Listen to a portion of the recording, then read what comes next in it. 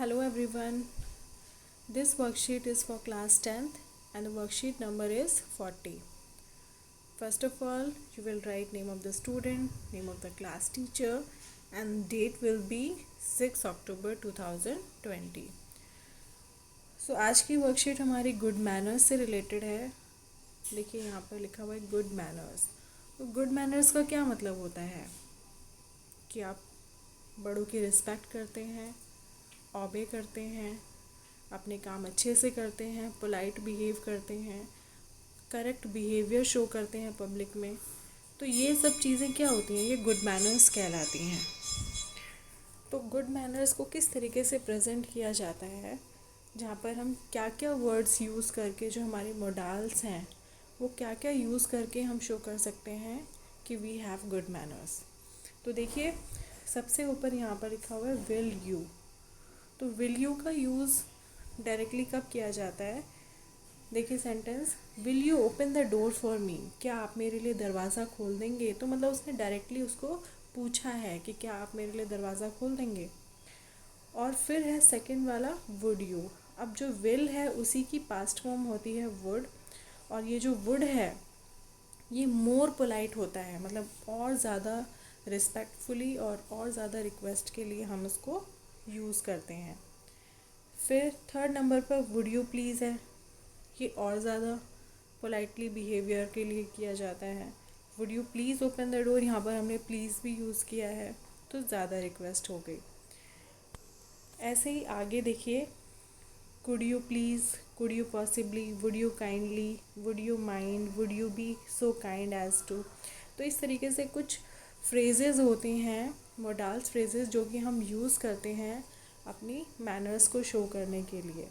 ठीक है, तो ये कुछ पोलाइटली तरीके से यूज़ किए जाते हैं सेंटेंस में. अब यहाँ पर राइट साइड में देखिए, good manners are important as they make others feel good. Good manners इसलिए ज़रूरी होती हैं क्योंकि वो दूसरों को अच्छा फील कराती हैं. It is a way to pay your respect, ये एक तरीका होता है कि आप किसका कितना आदर करते हैं. Good manners show the best in you.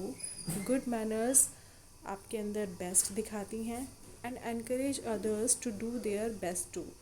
और बाकी लोगों को भी एनकरेज करती हैं, प्रोत्साहित करती हैं कि आप उनके साथ अच्छा करें और वो भी अपना बेस्ट शो करें. Practising good manners on a daily basis makes life more pleasant. तो गुड मैनर्स का डेली यूज़ करने से हमारी लाइफ बहुत प्लेजेंट, बहुत अच्छी हो जाती है. तो हम मैनर्ड, वेल मैनर्ड दिखाई देते हैं. अब देखिए आगे, look at the use of modals in the picture on good manners. तो गुड मैनर्स के लिए हमें कौन कौन से मोडाल्स यूज़ करने चाहिए.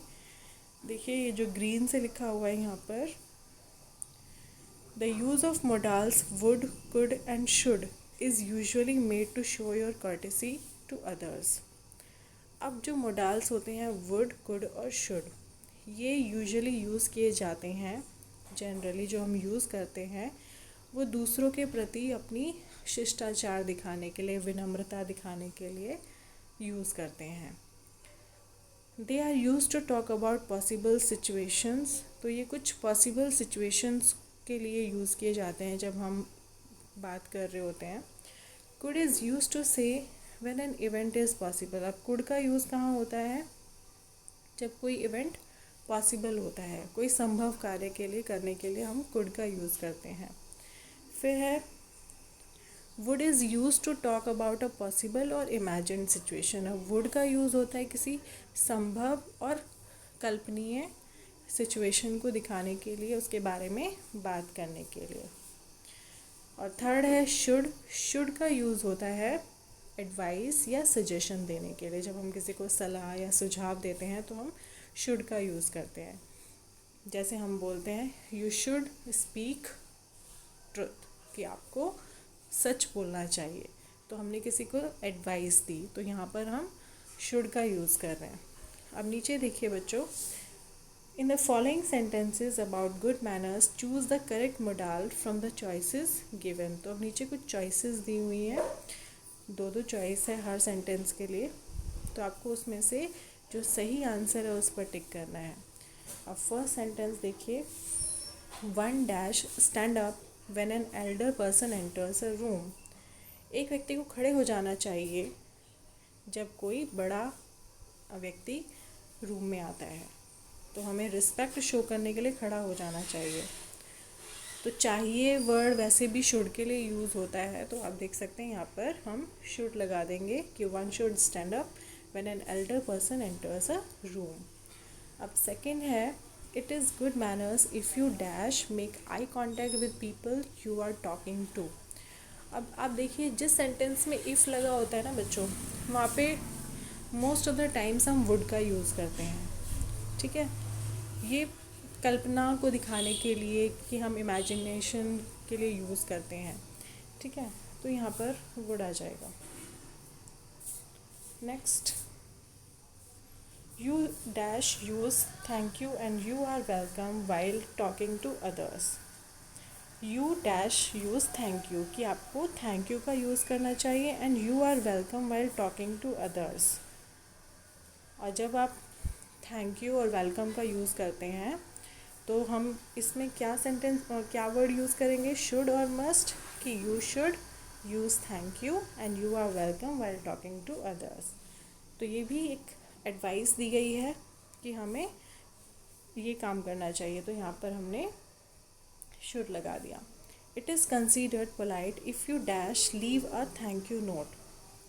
अगर आप थैंक यू नोट छोड़ते हैं तो आपको पोलाइट माना जाएगा कि आप बहुत विनम्र हैं। तो अब आप देखिए यहाँ पर क्या लगाएंगे, if you could leave a thank you note. ऐसे बाकी सेंटेंसेस भी हैं हमारे कि teach children that they dash offer to serve people who enter their home, कि बच्चों को ये सिखाना चाहिए कि जब उनके घर में कोई आता है तो उनकी कैसे सर्व करना चाहिए। 6 है, you dash offer to open the door for others, कि आपको दूसरों के लिए दरवाज़ा खोलने के लिए आप ऑफ़र करना चाहिए।